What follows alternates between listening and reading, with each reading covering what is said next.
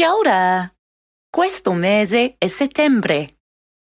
Ogni settembre si celebra Te Wiki o Te Reo Maori, la settimana della lingua Maori, in Nuova Zelanda o Aotearoa. La tradizione è cominciata nell'anno 1975 per celebrare una petizione al governo di 3 anni prima, nel 14 di settembre, che ha chiesto il riconoscimento attivo della lingua. Quest'anno Te Wiki o Te Reo Maori va dall'11 al 17 di settembre. Per celebrare ci sarà un video di flashcard per giorno per migliorare il vocabolario.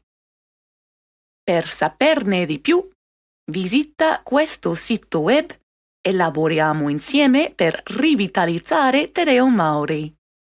Ka kite!